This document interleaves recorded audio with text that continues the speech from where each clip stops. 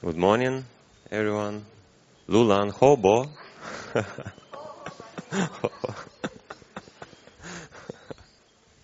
So today I would like to bring up the topic about distortion of perception, or change of view, or how I perceive things. So normally in the science or in psychology, they call distortion of perception the things, for example, if I see you and I perceive as like thousands of people sitting in front of me, So it's a distortion of perception. So I perceive things not as they really are. Or I see, for example, Buddha Rupa, and I perceive it as a Krishna statue or like Shiva statue or something big. So then again, I see things not according to reality. And they call it mental disease, because this person cannot really function properly in society. It's very difficult for him to engage and interact with other people, because his reality is different from other people's reality. So it's interesting what Buddha speak about distortion of perception, or what the Sutta speak about. And I want to bring up our attention to the Sutta from Anguttara Nikaya 4.49, Vipallāsa Sutta. Vipallāsa, it's a Pali word for distortion, or something what upside down, totally opposite. And he speaks that there are four kinds of distortion of perception. So the first is when the person see in something what is impermanent, what is subject to change, he sees it as a permanent. He perceives it as a unchanging phenomenon. Like, for example, this building, if I perceive it as something permanent and everlasting, the teams would last forever, we don't need to take care about this building, we just build it once and forgot about this. So this is distortion of perception, when we see something impermanent as a permanent.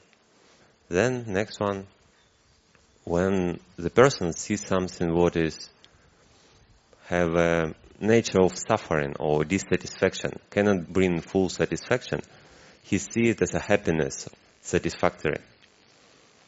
Like, for example, like classical example from the suttas, there is a leprosy. In the old age, there was a disease called leprosy. When the person, leper, he have a lot of wounds on his body, and they're like rotten and festering, so very ugly, and his body slowly, they're just going to die, and it's visible. And that day, they didn't have any kind of medicine for this disease. Nowadays, we're safe, we don't have such kind of diseases. But these people was an outcast. These people was like away of society.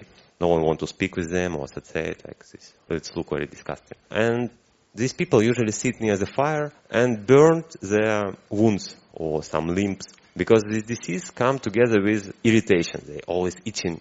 And to allay or to get rid of this itching, they burn their limbs. So it's a classical example what they perceive it as a happiness. They perceive it as a like satisfaction. But actually this causes even more problem in his body. So they're going to die because of this. And next kind of distortion of perception, it's when in something what cannot be mine or cannot be me, I see my or myself, or I to try to identify with this. Like, I am this, I am that. For example, like feelings. Whatever feelings arise, like I see it, maybe. Some pleasant feelings, neutral feelings. So it's very easy to take it as my feelings, like I feel, not you feel, like this is my feelings. But according to Buddha's teaching, these feelings just arise because of contact. So there is a contact with object, and there is a feelings arise, pleasant, unpleasant, or neutral. And last thing, if the person sees something what don't have a beautiful nature, what don't have actually attractiveness, he sees some attractiveness in them. In Pali it's asubha. So it's like the things what don't have a beautiful nature really. And classical example, it's body, human body. Like normally, for normal person, the body of opposite gender considered as something beautiful, something like attractive. But is it so really? Like when we see this body part by part, like separately, like hairs or like skin, teeth, are they attractive, these separate part.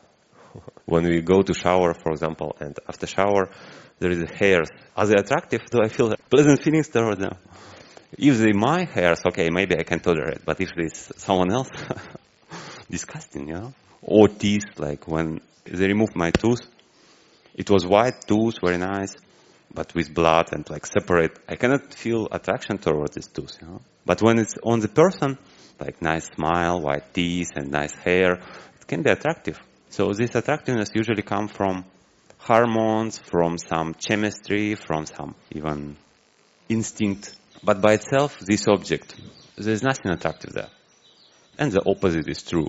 If the person don't perceive these things as they not are, so he perceives something what is impermanent as impermanent. He perceives something what is like have a dukkha, have a dissatisfactory in this nature. He perceives it as this, and he not identify himself with anything what shouldn't be identified. And also he perceives something what is asubha, what is don't have a beautiful nature. He perceives it as so. So this call it not distortion of perception or right perception, correct perception. In the end of the sutta, Buddha says that like who have the proper undisturbed perception, he may be free from suffering. He may reach the goal. He may reach nibbana. He may see the reality as it is without ignorance. So the question is why it's important to have a correct perception. Why it's important to don't have distorted perception.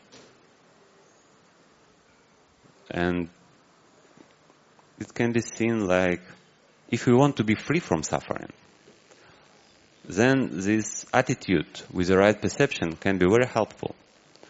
Like when I see, for example, the relationship, like in the family or between the friends or something like this. And these things, if I see it as impermanent, and if something happen, like change of the relationship, something happen, like there's an argument or just one person moved to another country even, and the relationship cannot be the same. There just should be something different. And if I have a distorted perception that my relationship with my family should be the same always, but something happened and it changed, I'm suffer because I'm not ready for this change. But if I perceive it clearly that, it's subject to change and many conditions, I try my best to keep it and it's okay. But if something happen out of my control, just let go. It's happened. So less suffering.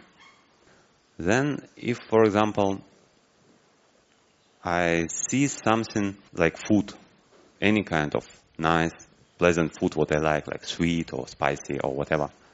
If I see it as a complete happiness, that this bring me ultimate satisfaction and ultimate happiness, then I suffer because it's not. I mean, even if the most tasty food I ever try, even I eat it a lot, then after some time I need to eat it again, and it never can completely satisfy my internal greed or desire to satisfy sensual pleasure.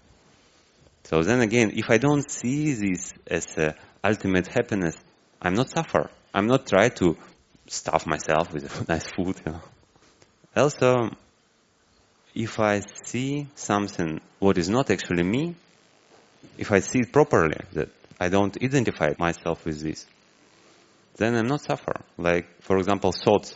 Whatever in our mind, the ideas or thoughts arise, if I take it as a my or I, and if, for example, I'm a good person, I'm trying to develop myself. I try to be virtuous, to do some dana, keep some sila, follow some Buddha's advice. And suddenly, some thoughts arise in my mind, bad thoughts, some what consider unsuitable. And if I identify with this, I'm suffer, how in my mind, in my pure mind, can arise these bad thoughts, how it's possible? But if I see with proper attitude that thoughts just arise and pass away, just for some condition, just come, it's there, then it's go, then I take it easy. Then my mind is it's a mind. Whatever may come, it just go. If I not feed it, if I not give entertainment to it, it's again doesn't mean that we need to allow any thoughts in our mind.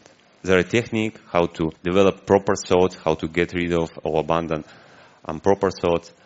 But again, if it's happened, it just happened. It just come and go.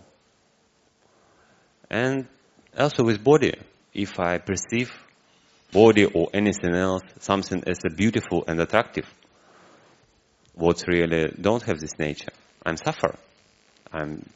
Because like maybe young age, you just like start of marriage, you see your attractive bodies, like very good, we enjoy each other. But after some time, you see some unattractive part of this life.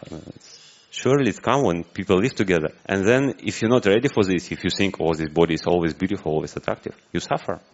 But if you see it as just body, suffering will be less. And very interesting. How we may do it? Like, in theory it's nice. But how we may apply it to our practice? It's the most difficult part, I think. But also, just be present, just be aware in our daily life. Watch whatever happening, like while we're walking, while we're sitting, while we're driving our cars, while we like eating maybe, like washing something after food. And while all these processes, try to see where your mind try to identify with something, or try to see something as a permanent, or try to see something as a very beautiful, or bring something ultimate happiness. When I eat, when I enjoy something, just to watch it. Yeah, you continue eating. There's nothing wrong to eat good food, healthy food, but don't be attached to it. And whenever I attach, just see, because the teachers say, just watching it, it's already very serious step. It's already good enough to just watch it always. Then with this watching, sooner or later some insight will come by itself. That, why I need to suffer if I cannot suffer? So I wish all of us to really have a proper perception, don't have a disturbed perception, and finally be free from suffering.